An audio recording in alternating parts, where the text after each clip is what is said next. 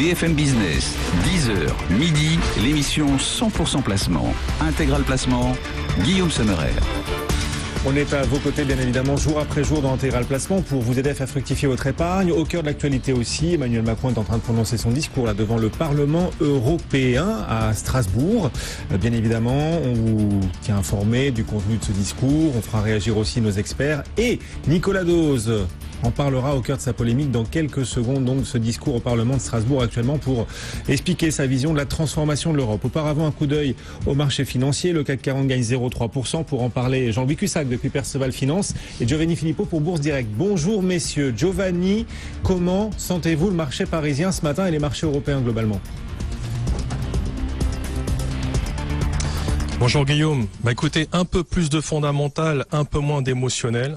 Ça permet au marché de reprendre un petit peu de hauteur. Donc pour l'instant, sur le papier, tout va bien. Sur le front des tensions, on constate une légère détente ponctuelle, à l'image notamment d'un tassement de la volatilité à Wall Street, où la spec moins virulente a permis de réduire non seulement les amplitudes, mais aussi une reprise depuis 5 séances. De toute évidence, on a mis entre parenthèses l'éventualité d'un crack de ce côté de l'Atlantique à l'entame des T1 US. Au niveau du CAC 40, comme je vous l'ai dit, déjà la semaine dernière, la configuration s'améliore graduellement. On a remis un peu le mode Crabo avec le débordement assuré depuis 2 clôtures de la moyenne mobile à 100 jours sur le futur placé à 5300. Le potentiel reste limité à court terme à quelques encablures de 5365 sur le cash, niveau psychologique et technique très sensible.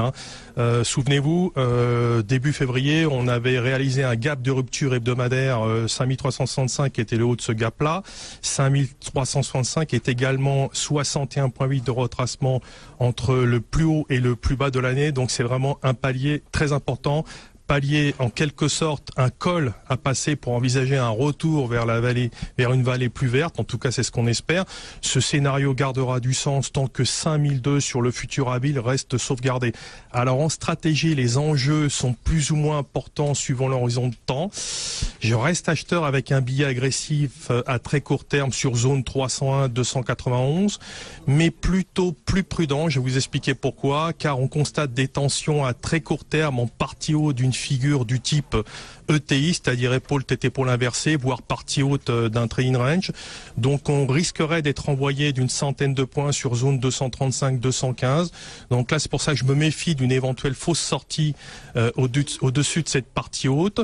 Bon, ce scénario serait éventuellement remis en cause au-dessus de 5346,5 qui était le plus haut du 25 février sur le futur après un rebond significatif lorsqu'on avait tapé un plus bas fin février. Voilà, c'est un niveau également très sensible sur le futur, mais je ne crois pas, si vous voulez, en une évolution plus importante et plus graduelle tant qu'on repassera pas par une consolidation en bon ordre. Voilà. En revanche, à moyen terme, la configuration là techniquement permet des amplitudes plus importantes. Donc là, on peut conserver au-dessus de 5185 et qui plus est au-dessus de 5244 pour cibler 5470 et dans l'absolu 5575. Dans ce cas de figure, le scénario serait remis en cause sous le pied du gap du 5 avril situé à 5163,63 sur le cash. Donc pour l'instant, tout va bien, mais attention à court terme. Voilà les seuils donc identifiés, détectés par Bourse Direct à travers Giovanni Filippo, Jean-Louis Cussac chez Perceval. Comment sentez-vous ce marché ? On sent quand même depuis quelques jours le retour à une certaine sérénité. À plus de 5300 points, on a le sentiment que le marché se sent bien là. Oui, non, mais c'est vrai, on constate une légère baisse de l'aversion au risque, même si elle n'est pas fortement perceptible sur les marchés. À ce niveau de prix actuellement, on est au même niveau que vendredi dernier, donc c'est pas si vieux que ça, à 14h30. Vous voyez, donc, bon, alors on avance un peu, on recule, on avance d'un pas et demi, on recule d'un pas un quart. Vous voyez, ça, c'est tout doucement que les choses se passent. Hier, ça a été terrible. On a passé toute la journée à ne rien faire. On a fait un point bas à 14h35. Le niveau, justement, c'est la zone d'achat, si vous voulez, entre 5295 et 5285 futur avril.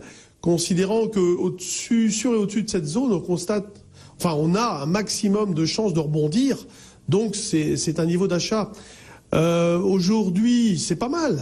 Bon, LVMH, en plus, distribue son dividende, donc ça impacte le CAC 40 de 4 points. Il n'y a plus que 2 points avec le cash, entre le futur et le cash, 2 points. Bon, donc c'est 0,0 quelque chose de 8 de gratté par rapport à LVMH. Bon, pour le reste, voilà, on va essayer d'acheter le mieux possible. Avant, on vendait le mieux possible. Maintenant, on a plutôt tendance à acheter. Mais pour tout vous dire, moi, je fais les deux. C'est-à-dire que si on a plutôt un biais haussier, ayant acheté des options, ben voilà, c'est des calls. On s'en sert pour vendre du futur, faire des écarts en toute sérénité. Mais c'est vrai que le marché, voilà, c'est mieux.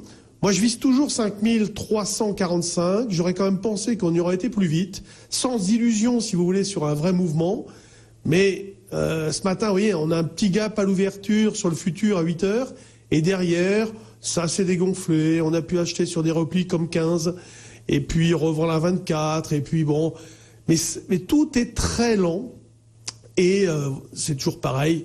Il n'y a pas de grosses initiatives. On voit que sur les valeurs du CAC, il y a beaucoup de régularité.